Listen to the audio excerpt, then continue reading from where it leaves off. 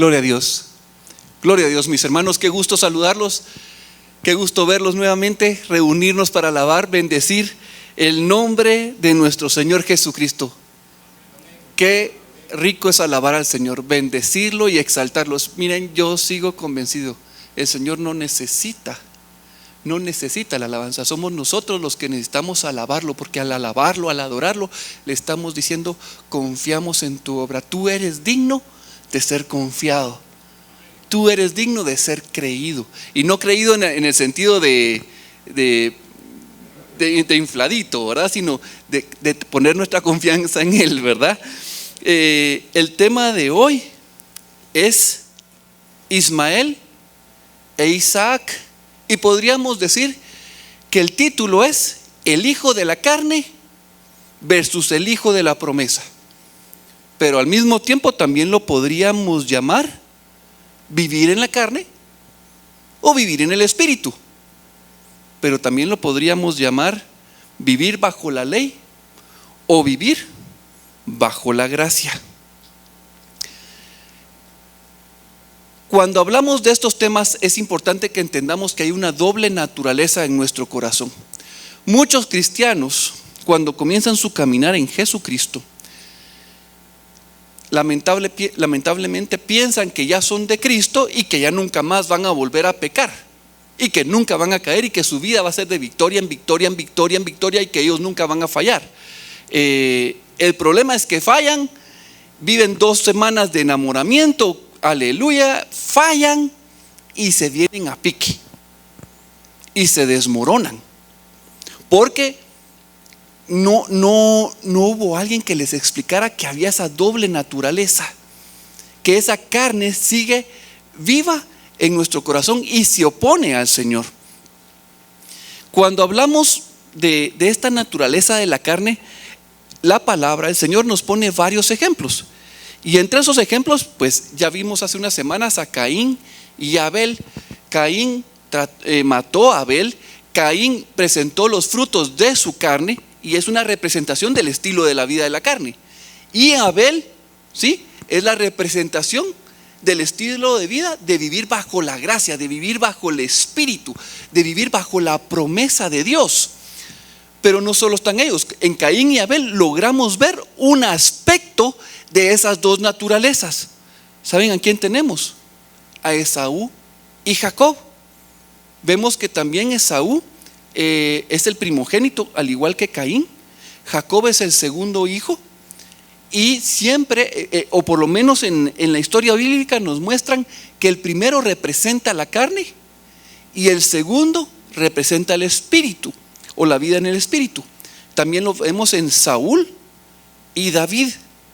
Lo vemos en Ismael e Isaac. ¿Y saben en quién también lo vemos? Primer Adán y segundo Adán, Jesucristo. Entonces, cuando vemos estos nombres y vemos este paralelismo que nos presenta la palabra, una de las primeras conclusiones que podemos ver cuando decimos el primogénito, y lo quiero aclarar porque de repente ustedes me ven aquí y dicen: Juan José es el primogénito, entonces él es el de la carne, o Estuardo y Andrés es el del espíritu. Pero no es así como funciona. Son una figura para ver qué es lo que vino primero en nuestra vida. Nosotros nacimos en un mundo caído y lo que traemos en automático es la naturaleza de la carne. Por eso es que sale siempre la carne. Ese es el que está primero. Pero cuando Cristo viene a nuestro corazón, viene la naturaleza espiritual.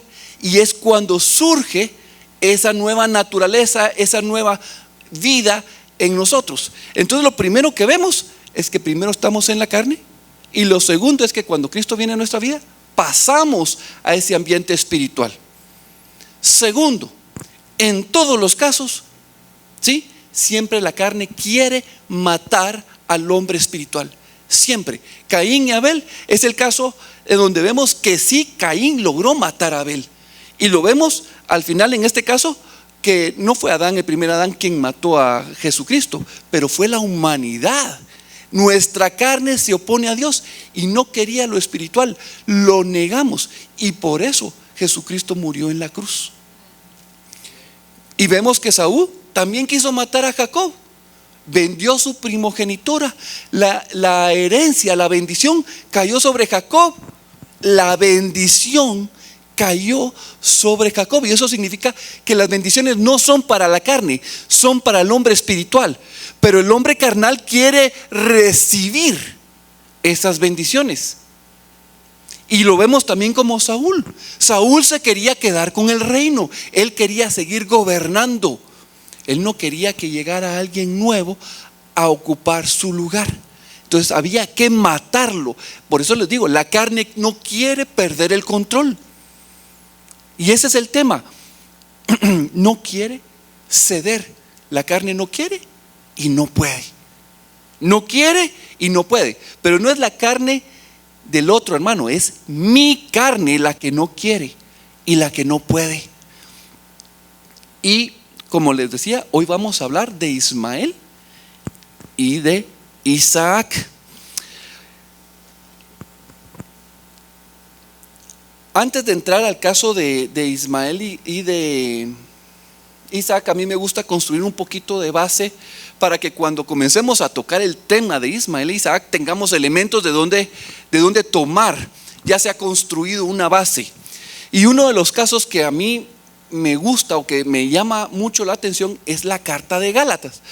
A mí me da risa porque siempre cuando me toca predicar y hago referencia a una carta, siempre digo, este pasaje es hermoso, este pasaje me llama la atención. Al final toda la palabra es hermosa, es bella, nos instruye, y no tenemos que dejar ni un ápice de la palabra sin estudiar, porque toda la palabra nos es útil, toda nos sirve, nos confronta, nos redarguye, nos instruye, nos enseña. Amén. Entonces, por favor, cada vez que suba al podio y diga aquí, miren, este pasaje me gusta muchísimo, miren, toda la palabra. El caso de Gálatas es muy interesante, porque ellos también vivían en la carne, igual que todos nosotros. Todos vivíamos en la carne. Cuando Jesucristo viene, pasamos a vivir en el Espíritu, y eso fue lo que les pasó a ellos. Ellos comenzaron a vivir en el Espíritu. ¿Por qué? Porque Pablo llegó y les predicó. No porque Pablo llegó y entonces ellos automáticamente fueron salvos. No es por la presencia de Pablo, ¿verdad? Sino porque Pablo llevó el evangelio, les contó que estaban muertos en sus delitos y pecados, y que había una forma para regresar al Padre, y que esa forma era Jesucristo, que había muerto como sustituto, como Cordero de Dios en la cruz, que Él era la paga de nuestro pecado, que Él era nuestra libertad, que era nuestro bello Joel, nuestro redentor, nuestro pariente redentor. Y al oír el mensaje, ellos creyeron. Entonces, por el Espíritu, ellos nacieron, porque creyeron, porque aceptaron el evangelio de las buenas nuevas, que es aceptar a Jesucristo en nuestro corazón. Pero de repente les dijeron a los Gálatas, mira, fíjate que el mensaje de Pablo está bien, pero le hace falta. Ustedes tienen que circuncidarse, ustedes tienen que cumplir estas leyes, tienen que respetar el sábado, tienen que venir y hacer todas las costumbres que son del pueblo judío, toda la ley. Ustedes tienen que cumplir toda la ley. Entonces metían un saco, y entonces los pobres Gálatas, que no conocían, que no eran doctos, eran neófitos, ¿qué creen? Hicieron una mezcla en lo que era la gracia con lo que es la ley. Y cuando uno dice, bueno, por lo menos se mezcló y quedó algo. No, el problema es que cuando se mezcla, ¿sí? Resulta que en esta mezcla se viene y se pasa la carne. No es que haya vestigio de la gracia. Si uno viene y acepta la ley como premisa para la salvación, lo que estamos haciendo es rechazando completamente la gracia. ¿Sí? Es un principio, y es complicado cuando uno ve esto, porque cuando yo leí por primera vez la carta a los Gálatas, ¿qué es la ley? Pues uno dice los 10 mandamientos, y entonces el mensaje que uno recibe es, ya no hay que cumplir los 10 mandamientos. Pero es por la ignorancia de no tener el contexto general de lo que significa ley, Que venimos y decimos, sí, es válido tener 3 esposas o solo una, pero tener 2 amantes. Pues sí, como Dios es tan bueno, me va a perdonar. Y ustedes no tienen idea, pero cuando hemos tenido la oportunidad de salir a las calles y predicar, quienes más ponen resistencia a la palabra de Dios son los cristianos. Bueno, no sé si decirles cristianos, pero son las personas que dicen que Dios es tanto amor, tanto amor, tanto amor, que Él es un Dios viejito, buenachón, que me va a pasar todos mis pecados porque me ama tanto. Entonces deja de ser justo. ¿Por qué? Porque tolera al asesino, tolera al impío, al borracho. Pero eso no está escrito en la palabra de Dios. Hay un mal entendimiento de ese concepto de la ley. ¿Sí? Fíjense que estaba leyendo los comentarios de Warren Wiersbe y quiero presentárselos. Él dice que el evangelio no es, miren qué interesante, el evangelio no es tratar, y esa palabra es importante, el evangelio no es tratar de seguir a Cristo o imitar su estilo de vida. Eso no es el evangelio, eso es la ley. Lo que estoy leyendo de tratar o imitar, eso es la ley, esa es la carga que la carne quiere imponer sobre nosotros. Pero el evangelio sí es recibir a Cristo por fe y permitir que Él haga su obra en nuestras vidas y que Él nos dé esa libertad, que Él quite de nosotros la mentira, el engaño, la perversión, la inmoralidad, esa prepotencia, esa jactancia, lo creídos que somos, lo insoportables que somos. Él viene a cambiar esa naturaleza. Así que quiero hablar un poquito de todo lo que incluye la ley, porque hace cabalmente unos pocos, tal vez unas 4 semanas, hablando con un señor que nos quería vender unas cositas, pues él era cristiano y me dice: ¿usted cree usted vive bajo la ley o bajo la gracia? Pues yo vivo bajo la gracia, pidiéndole a Dios que me dé la gracia para cumplir su ley. Y entonces él me decía: no, si ya no tenemos la ley ya no, solo la gracia. Y de repente, mientras más hablaba, Dios mío, decía: ¿en dónde se está congregando? ¿Quién le está enseñando? Y tenía una cantidad de argumentos que yo estaba sorprendido. Entonces, por eso quiero tomar un tiempo para esclarecer. Cuando hablamos de la ley de Dios, hay 613 preceptos, ¿sí? Pero esos preceptos no significa que son la ley moral de Dios. Podremos dividir la ley, toda la ley de Dios, en tres categorías así muy sencillas. La primera, la ley moral de Dios. ¿Qué es la ley moral de Dios?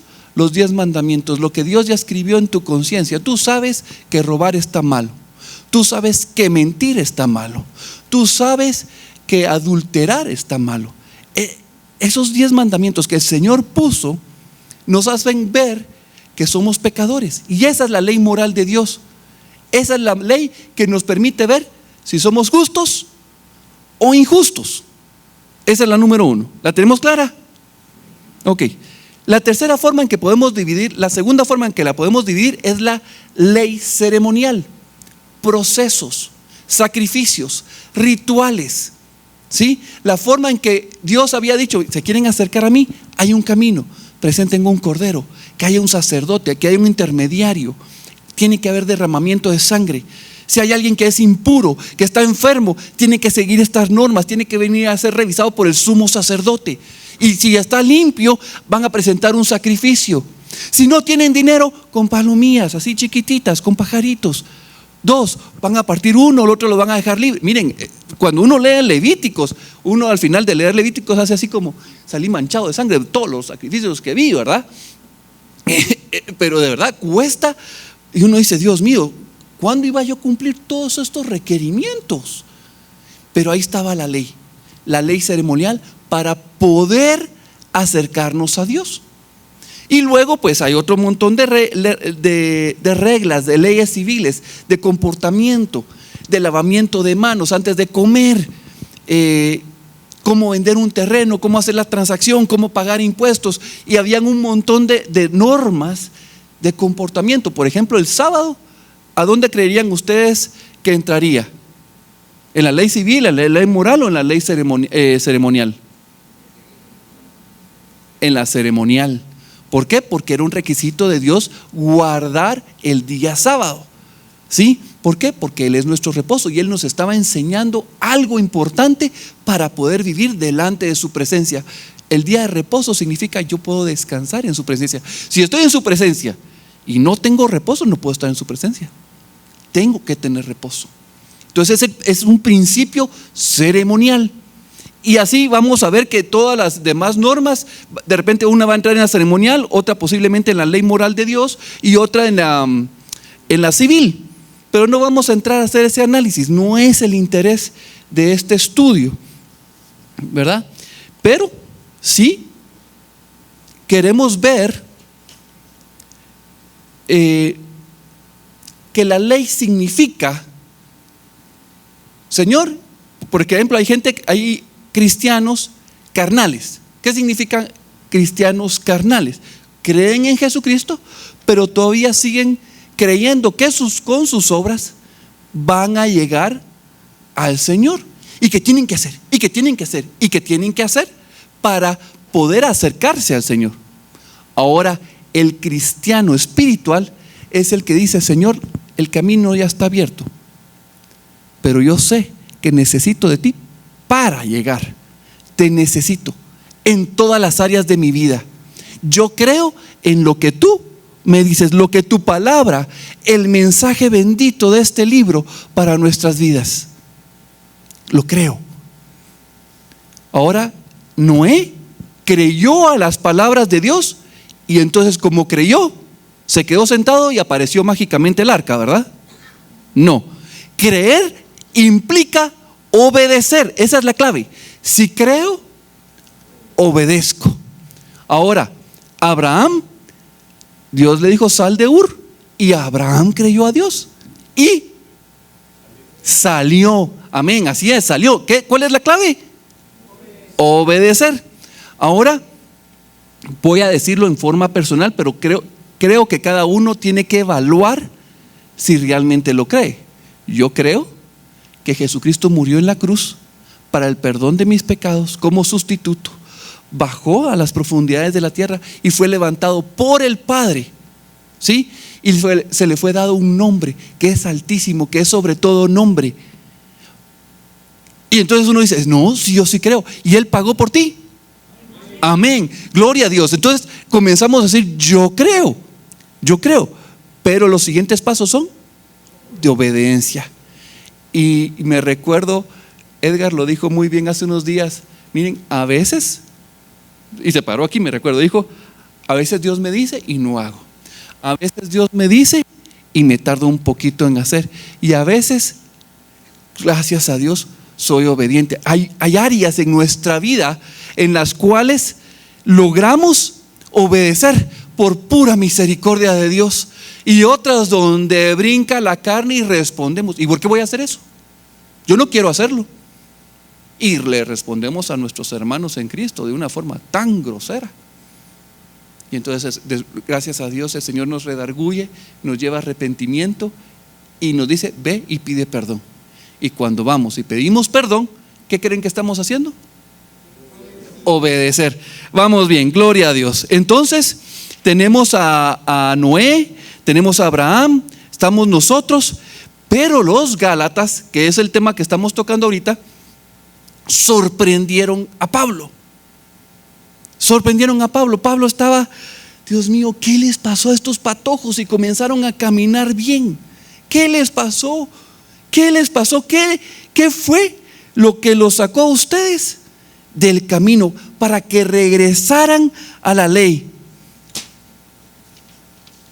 Perdón. Entonces, cuando Pablo les dice: miren, ¿por qué regresaron a la ley? Los Gálatas tenían como, me imagino yo: pero si eso es lo que dice que tenemos que cumplir las fiestas, los sacrificios, las ordenanzas, todos los estatutos. Pablo dice: bueno, vamos a tratar de explicarles. Y gracias a Dios nosotros tenemos toda la escritura. Y vamos a irnos a leer Hebreos 7, versículo 26 al 27. Porque tal sumo sacerdote nos convenía, porque era santo, inocente, sin mancha, apartado de los pecadores y hecho más sublime que los cielos, que no tiene necesidad cada día, como aquellos sumos sacerdotes, de ofrecer primero sacrificios por sus propios pecados y luego por los del pueblo, porque esto lo hizo una vez y para siempre, ofreciéndose a sí mismos. Miren lo tremendo que está diciendo. Aquí está diciendo, miren, Jesucristo era perfecto. Él no tuvo que hacer sacrificio para sí mismo, ni para la primera vez, pero se presentó para todos nosotros, como sacrificio y como el que presenta el sacrificio. ¿Y dónde se presentaba el sacrificio? Él es el único, en Él se completan todos los sacrificios. Miren lo que dice Hebreos 10, 12 al 18, por favor. Pero Cristo, habiendo una vez para siempre un solo sacrificio por los pecados, se ha sentado a la diestra de Dios. De ahí en adelante, esperando a que sus enemigos sean puestos por estrado de sus pies. Porque con una sola ofrenda hizo perfectos para siempre a los santificados. Y nos atestigua lo mismo el Espíritu Santo, porque después de haber dicho, este es el pacto que haré con ellos, después de aquellos días, dice el Señor, pondré mis leyes en sus corazones, y en sus mentes las escribiré. Añade, y nunca más me acordaré de sus pecados y transgresiones, pues donde hay remisión de estos, no hay más ofrenda por el pecado.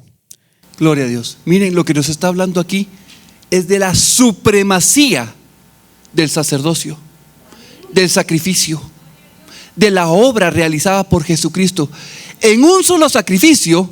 ¿Sí? Cuando en el Antiguo Testamento querían presentar un holocausto, era un holocausto, aparte era el de expiación, aparte era el de las ofrendas. No, en Jesucristo se cumple el de ofrendas, el de granos, el de paz, el de expiación, el de los pecados, el de consagración. Se cumplen las fiestas de la Pascua, se cumple la de los panes, la de las primicias, la de las semanas, se cumple la fiesta de las trompetas, de la expiación, la fiesta de los tabernáculos. Él representa todos los muebles, Él lo representa todo. Es más, todos los sacrificios, todo lo que está en legalización a las ceremonias, todo cabe en Él. Y la imagen que me venía a mí era en Jesucristo. Jesucristo no es que esté lleno de todos esos, no, en una parte de Él, porque los sacrificios no logran representar la grandeza de nuestro Señor Jesucristo, de nuestro Dios. Él cumplió todo. Por eso es que cuando hablamos que Abel presentó un sacrificio excelente, bueno, Jesucristo, excelentísimo, superior 10,000 veces, perfectamente excelente, una vez y para siempre. Y entonces la circuncisión, el guardar el sábado, presentar sacrificios. ¿Qué estamos hablando? Rituales, diciendo que el sacrificio de Jesucristo no fue suficiente. Cuando oímos que en Israel están preparando el tercer templo y que ya tienen todas las piedras talladas solo para ponerlas una encima de la otra, y que ya tienen el sacrificio listo, el becerro bermejo, rojito, para poder presentarlo delante del Señor, ¿qué están diciendo? La sangre de Cristo no vale. ¿Qué están diciendo? Señor, nos vamos a presentar por nuestros medios, nos vamos a presentar por nuestras propias fuerzas. Y tal vez sonaría así: muchas gracias, Señor, creemos en ti. Bueno, los cristianos, ¿verdad? Los judíos no creen en Cristo. Pero como cristianos, si regresamos a la obra ceremonial, a la ley ceremonial. Le estamos diciendo, creemos en ti, Jesús, pero de todos modos lo vamos a hacer con nuestras propias fuerzas. Nosotros vamos a pagar la deuda. Gracias, pero yo pago. Y entonces rechazamos. Eso es lo que está diciendo Pablo a los Gálatas. Gálatas insensatos, ¿cómo se les ocurre? Ustedes no pueden pagar esa deuda. Ustedes no son sacerdotes, ustedes no tienen idea del sacrificio que Jesucristo hizo. Ustedes aceptaron y entendieron inicialmente lo que Jesucristo hizo y les vienen a enseñar una doctrina de leyes y rapidito dejan la gracia para vivir en sus propias fuerzas. ¿Qué creen que pasó? La carne queriendo matar al espíritu. Un Esaú persiguiendo a Israel, a Jacob. Un Saúl persiguiendo a un rey David, queriendo darle muerte a lo que inició bien. Y esperemos que no haya sido como en el caso de Caín, que mató de una vez a Abel y ya no hay nada espiritual en sus vidas. Entonces están los cristianos carnales y los cristianos espirituales. Hace unos días hablaba con unos hermanos sobre el tema de cómo el Señor nos confronta. Muy pocos se paran aquí en el podio o cuando están coordinando y lo que menos queremos hacer es voltear a ver para arriba, porque volteamos a ver arriba y después nos quedamos viendo lucecitas. Es una luz bien fuerte. Entonces por eso no hago el ejemplo de subir los ojos, porque después ya no los voy a ver. Pero con respecto a la luz, cuando el Señor viene y nos señala algo, el mejor ejemplo que tengo yo es el de una lamparita, el de, imagínense una linterna. Y entonces estoy yo adelante y el Señor aquí me dice: ¿miras esa área, Juan José? Y yo volteo a ver. Sí, eso es pecado. Eso no me agrada, me molesta. Es más, eso evita que tú te acerques a mí, que yo pueda tener control sobre esta área de tu vida. Y hay diferentes formas de responder sobre esta área.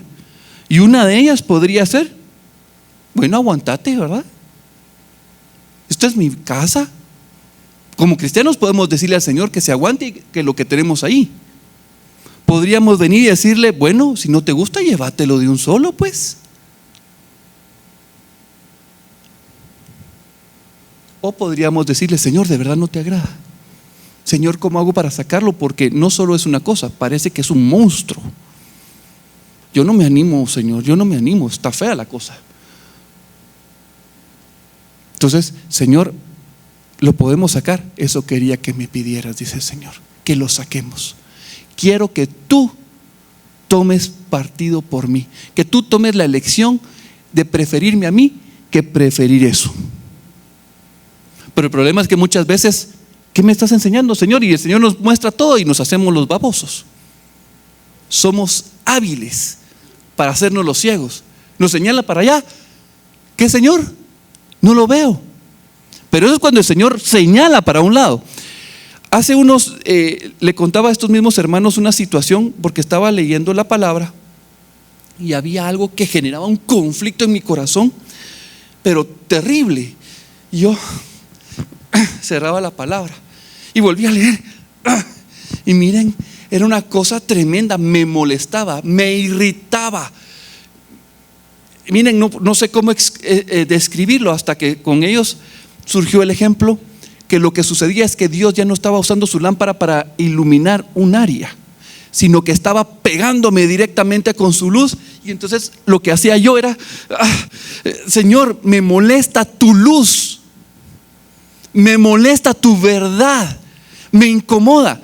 Y entonces el Señor me hizo ver: sí, te incomoda porque ahorita tú estás en el área de oscuridad, estás en tinieblas. Tu corazón no es que tenga un área, no, es que tú amas tanto esa área que tú te acomodaste, la proteges, la escondes. Y ahorita que la estoy señalando, te irrita, te molesta. Y mientras veía eso dije yo: wow, Señor. Y sobre todo en la parte de la obediencia. Ahí es donde vi que brincaba mi carne, como se hacía los quites y todo. Y quiero traer 3 elementos y los escogí específicamente porque sé que generan controversia en la mayoría de la congregación. No es la primera vez que los vamos a mencionar. Y si tu carne se siente ahorita, si tú te sientes ofendido, es tu carne, estás parado enfrente y te molesta lo que vamos a decir. Puntualidad. Puntualidad para venir a honrar el nombre del Señor. Otra vez con la misma cantaleta de venir temprano a la asamblea. Si te dolió, fue tu carne que te está pegando la luz directamente. Ahora si tú dices, ay, a mí ya no me importa, ¿sabes qué fue lo que hiciste? Es esto, aquí está la luz de Cristo, ya no me afecta. Qué bien se mira, sí, está sucio el cuarto, ¿verdad? Pero ¿y qué? Ya no me molesta.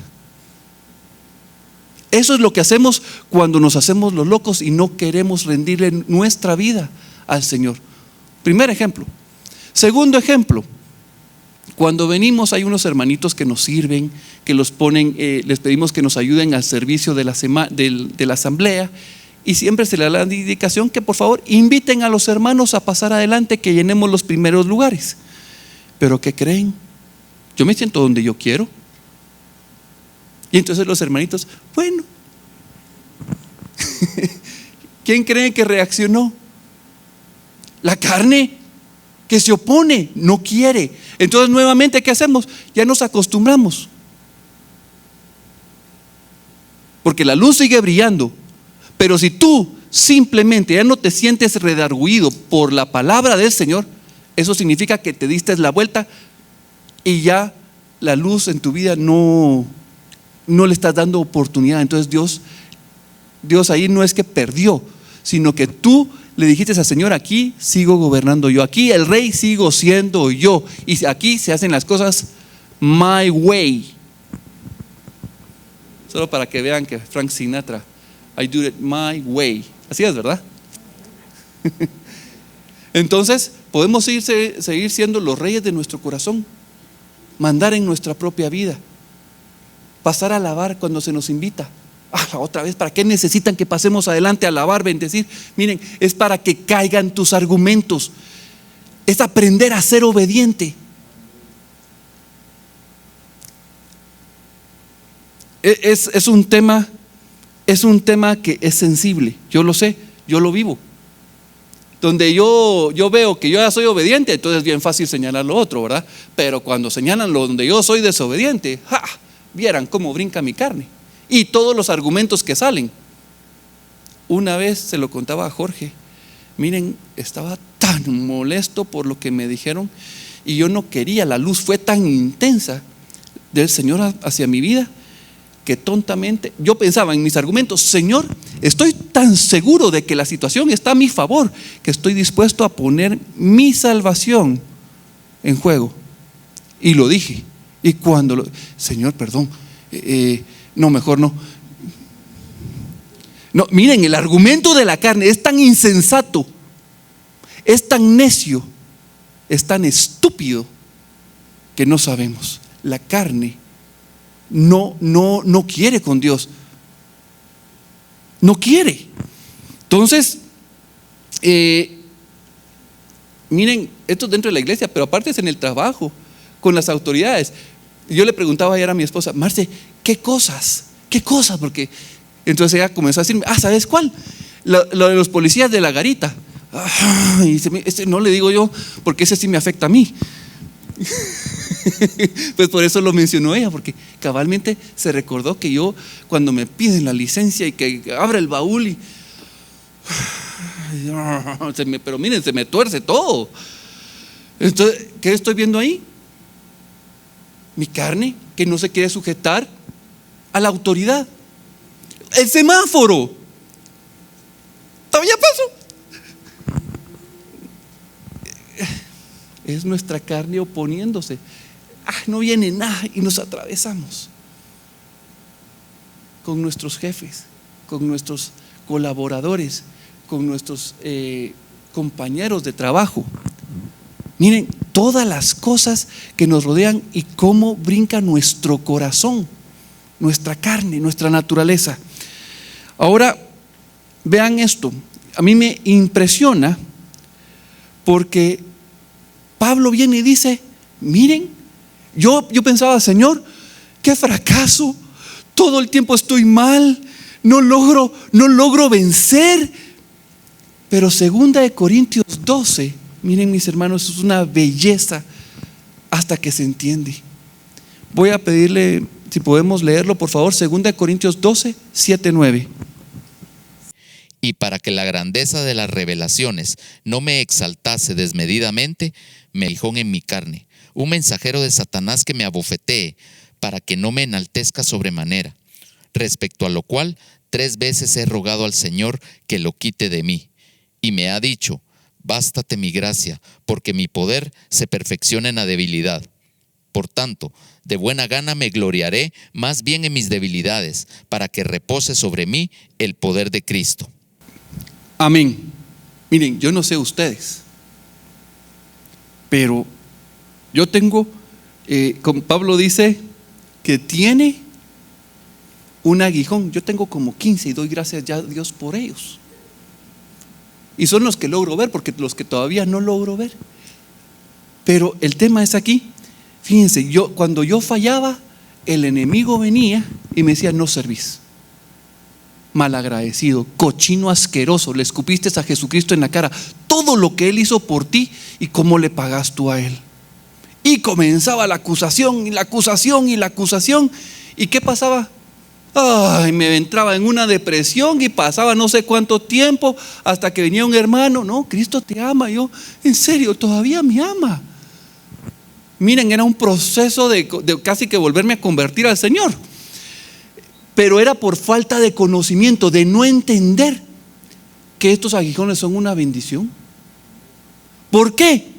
Y Pablo lo dice: miren, se lo pido al Señor que me lo quite, pero ya me hizo ver que en donde yo soy débil, Él se hace fuerte. Y esas debilidades, ¿para qué me sirven? Para correr a los pies de la cruz de Cristo. Cuando me dicen: no eres digno, así es, no soy digno. Por eso voy a Jesucristo, que sí es digno.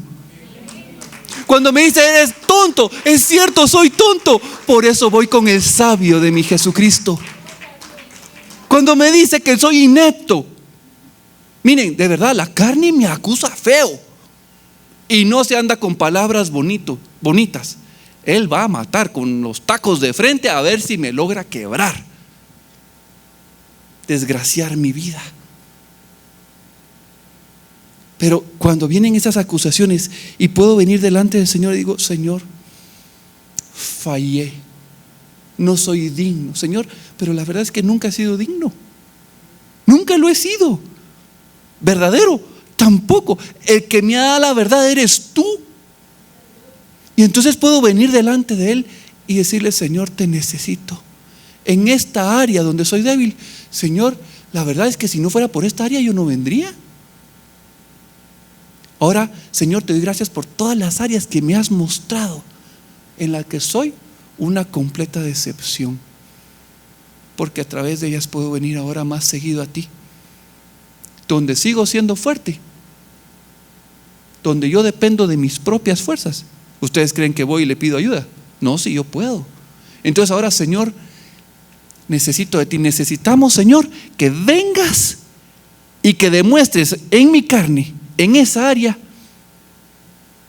que también soy necesitado de ti. Y para eso se requieren pruebas difíciles. ¿Por qué creen que Job tuvo que pasar por muchas situaciones difíciles? Para que su orgullo fuera quebrado. Hay personas que no necesitan llegar mucho como Job. Solo con que se les caiga un niño, por ejemplo, están comiendo su helado y se les cae el helado, ¡ay! Su vida se hace de lata, ¿verdad? ¡Ay! Se cayó, ya no vale la pena vivir, ¿verdad? Me recuerdo de mi hija cuando se le caía su helado. Miren, era una tragedia. Ahí te voy a comprar otro. No, que se cayó uno. Bueno, eso es lo que nos pasa. Entre más aprendamos a depender del Señor, más estamos dejando que la gracia se haga en nuestras vidas. Ok, entonces el tema es sobre Ismael y sobre Isaac. Y el tema es sobre elegir. Pero ¿saben qué es lo curioso? No voy a hablar de Ismael y de Isaac.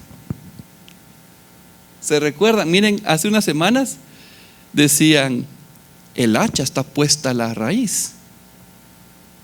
Y bendita hacha, porque no vino a cortar los frutos y las ramitas y las hojas. ¿Qué vino a cortar? La raíz. Entonces, si no voy a hablar de Ismael y de Isaac, que son los frutos, ¿de quién voy a hablar? Sí, pero ¿quién es la raíz? Muy bien, Abraham. Yo pensé que me iban a decir Agar o Sara. No, es Abraham. La fuente de la elección fue Abraham. Y hay un paralelismo increíble entre los Gálatas y Abraham. Abraham estaba en Ur y Dios los sacó y salió por fe. Los Gálatas estaban en el mundo, se les predicó y salieron del mundo por gracia, porque creyeron. Vinieron los Gálatas, llegó alguien y les dijo: miren, no, tienen que entrar al judaísmo, a las prácticas religiosas. Sí, dijeron ellos, y regresaron a la carne. Y lo mismo le pasó a Abraham. Sara llegó y le dijo: tenemos que hacer para tener frutos. Pues sí, tiene lógica, ¿verdad? Y entonces regresó a hacer. Es interesante. Y miren, cuando yo hago esta comparación, por favor, no lo malinterpreten, que Pablo viene y también le está diciendo a Abraham la forma tan dura en que le habla a los Gálatas, porque podría llegarse a pensar eso que estoy diciendo ahorita. No creo eso, pero sí la relación que quiero hacer es: el padre de la fe cometió el mismo error. Porque a veces hablamos de los Gálatas como: sí, los Gálatas eran bien babosos, aquellos que estaban del otro lado, ¿verdad? Y de repente algunos de aquí se le parecen. No, yo no estoy diciendo eso. Lo que estoy diciendo es que los Gálatas, como Abraham, pasaron y cometieron el mismo error. Y es muy probable que tú estés patinando en el mismo error, que ya hayas pasado, que ya hayas tenido una experiencia. Dios te dijo y regresaste a la carne. Tenemos la enfermedad del endiosamiento, tenemos esa naturaleza que se opone a Dios. Tenemos esa naturaleza que se opone a Dios. Vamos a leer la carta de Gálatas, del capítulo 3, del 1 al 9. Solo el primer versículo dice: oh Gálatas insensatos. Quiten Gálatas. Yo pongo Juancho. Juancho es un insensato. Insensato, no inteligente. Sí, otras versiones, estúpido. O sea, no me gusta que me digan estúpido, pero en este caso, cuando regreso a la carne y veo que la carne es quien dirige mi vida, digo yo: Dios mío, el título me casó a la perfección, al negar tu sangre, al rechazarla. Qué insensato, qué necio, qué necio. Y entonces Pablo dice: ¿quién os fascinó para no obedecer la verdad? ¿Quién les tiró ese encanto, ese hechizo? Y nuestros ojos estaban puestos en Jesucristo. Ya habíamos recibido a Jesucristo, que ya había sido presentado como la única ofrenda grata delante de los ojos de Dios. Esto solo quiero saber de vosotros: ¿recibisteis el Espíritu por las obras de la ley o por el oír con fe? Tan necios sois. Miren, necios es que no creen en Dios. Cuando yo quiero sembrar en la carne, ¿qué estoy diciendo? Que soy un necio y que no creo a las palabras de Dios. Habiendo comenzado por el Espíritu, ahora vais a acabar en la carne. Tantas cosas habéis padecido en vano, si es que realmente fue en vano. Aquel pues que os suministra el Espíritu y hace maravillas entre vosotros, ¿lo hace por las obras de la ley o por el oír con fe? Así Abraham, miren qué interesante, en Gálatas mencionando a Abraham: así Abraham creyó a Dios y le fue contado por justicia. Sabed por tanto que los que son de fe, estos son hijos de Abraham. Y la Escritura, previendo que Dios había de justificar por la fe a los gentiles, dio de antemano la buena nueva a Abraham, diciendo: en ti serán benditas todas las naciones. De modo que los de la fe son bendecidos con el creyente Abraham.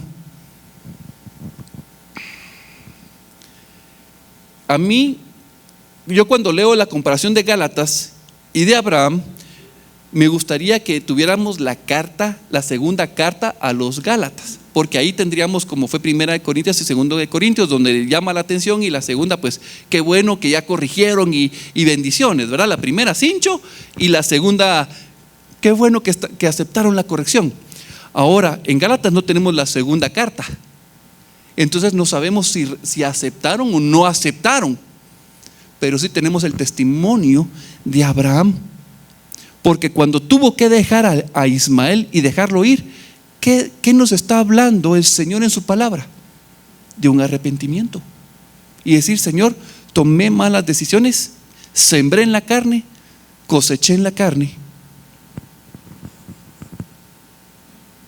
Perdón.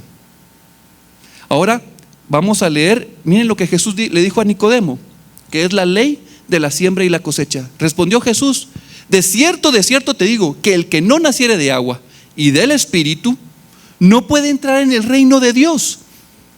Lo que es nacido de la carne, ¿qué es? Carne es. Y lo que es nacido del Espíritu, Espíritu es. Por eso es que mucha gente se confunde, porque creen: yo ya soy cristiano, solo puede nacer lo espiritual. No es cierto. Abraham, el padre de la fe, cosechó en la carne, porque sembró en la carne. Versículo 7: no te maravilles de que te dije, os es necesario nacer de nuevo. El viento sopla de donde quiere y oyes su sonido, mas ni sabes de dónde viene ni a dónde va. Así es todo aquel que es nacido del Espíritu. El Señor lo guía. Cuando nosotros decimos: Señor, yo quiero saber todos tus planes, ¿qué le estamos diciendo? No me gusta que guíes mi vida, no te quiero dar el control, quiero seguir viviendo yo a mi manera. Pero si nos dejamos guiar por el Espíritu, eso significa que muchas veces ni siquiera vamos a saber. Y se trata de creer, de confiar y dejar que Él nos guíe. Él es el que obra en nuestras vidas. Es la ley de la siembra y de la cosecha. Yo siembro frijol, voy a obtener frijol, ¿verdad? No es que la otra vez evolucionó esta charada y se convirtió en tomate, ¿y ahora qué fruto salió? Eso no funciona. Lo que uno siembra es lo que uno obtiene. ¿Sí? Dice Gálatas 6, 7 al 8. O sea, no pensemos porque sembramos en la carne vamos a cosechar en el Espíritu. No os engañéis. Dios no puede ser burlado, pues todo lo que el hombre sembrare, eso también segará. Porque el que siembra para su carne, de la carne segará ¿qué? Corrupción. La corrupción no es grata delante de Dios, mas el que siembra para el Espíritu, del Espíritu segará vida eterna. No por nosotros, sino porque Jesucristo en nosotros está haciendo su obra, que es grata delante de Dios. Él está deshaciendo la obra del malvado, del maligno, de Satanás, que fue sembrada, esa cizaña que fue sembrada, Él la está arrancando. Va a llegar un momento en que nosotros vamos a estar con un corazón perfeccionado, pero esto va a ser hasta el día de Jesucristo. Filipenses. Mientras tanto, aprendamos a rendirnos delante del Señor. Voy terminando con 2 citas. Porque el Evangelio es gracia, es misericordia. El Evangelio no es ley. Cuando hablamos de la estatua de Nabucodonosor, en el capítulo 2 se habla del reino sempiterno. Y vean lo que dice Daniel 2, 44, por favor. Y en los días de estos reyes, el Dios del cielo levantará un reino que no será jamás destruido, ni será el reino dejado a otro pueblo. Desmenuzará y consumirá a todos estos reinos, pero Él permanecerá para siempre. Gloria a Dios. Cuando nos hablan de un tiempo que Dios va a levantar a un reino, y uno dice: ¿cuándo va a ser ese reino? Vean cómo se presenta Jesucristo. Marcos 1:14 dice al 15: después que Juan fue encarcelado, Jesús vino a Galilea predicando el evangelio del reino de Dios, diciendo: el tiempo se ha cumplido y el reino de Dios se ha acercado. La roca que había de venir y golpear el gobierno del hombre vino a este mundo. Y dice el reino. Jesucristo es el reino. Jesucristo es el reino. Una figura que a mí me sirve mucho es la figura del avión presidencial, no guatemalteco, el de Estados Unidos, porque yo creo que no tenemos avión presidencial. Resulta que el avión presidencial se llama Fuerza Aérea número 1. Pero si el presidente se sube a un helicóptero, ese helicóptero se llama Fuerza Presidencial número 1. Se baja del helicóptero, se sube en la avioneta, y ahí en la avioneta ese se convierte en la Fuerza Aérea número 1. ¿Por qué? Porque el presidente es el cargador del mandato. Jesucristo es el cargador o el representante. No, Él es el cargador del mandato del reino de Dios. Sin Él no hay reino de Dios. Él es el reino de Dios. Y cuando Él dice el reino de Dios se ha acercado, es porque Él como rey se hizo presente.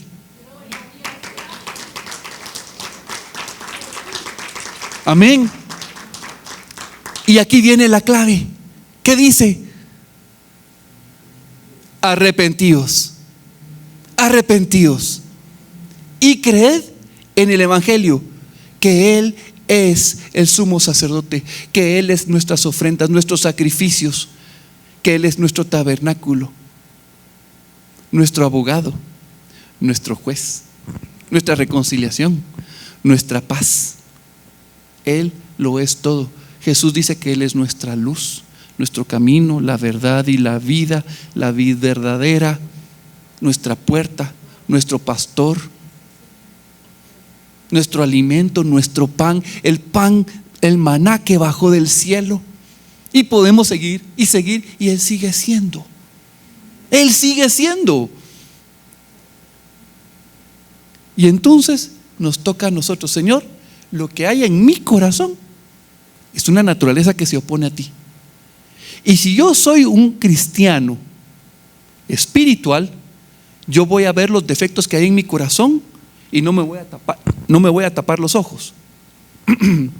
Es que quería ser así, puro monito sabio. No es taparnos los ojos, es decir, Señor, esta naturaleza yo sé que tú no la amas, y yo el problema que tengo es que sí la amo, pero tengo la elección por lo que amo. Señor, yo quiero amarte. Señor, necesito que me ayudes a tomar la elección por tu nombre. Y para eso necesito arrepentirme. Señor, tampoco puedo arrepentirme, pero quiero tomar la elección.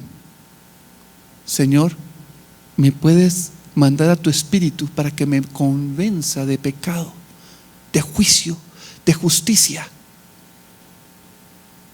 Señor, yo sé que tú puedes contra este enemigo tuyo.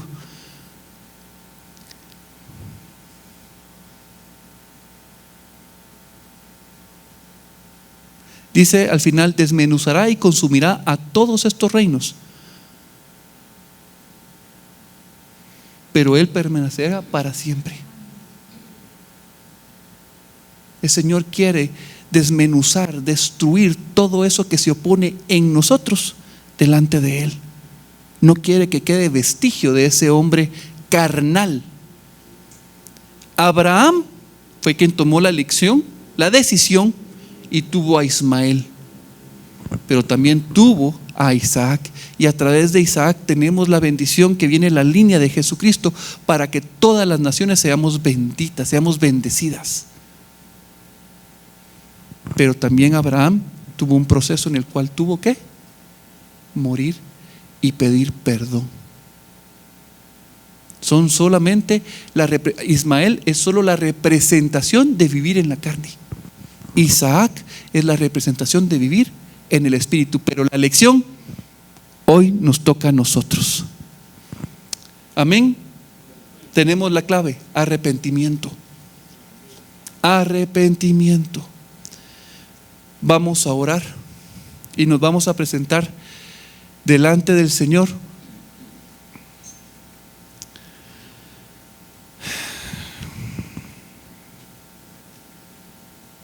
Señor, gracias por tu palabra, porque tu palabra me incomoda, tu palabra me confronta, me redarguye, me corrige, Señor.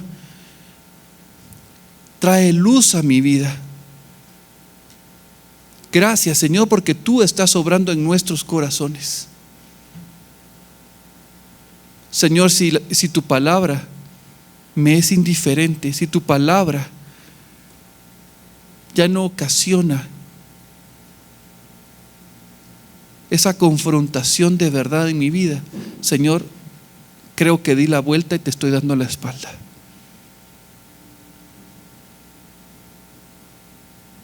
Te pido perdón. Perdón, Señor, porque no he querido entregarte lo que tú me pides. Me he hecho el loco. Perdón, Señor.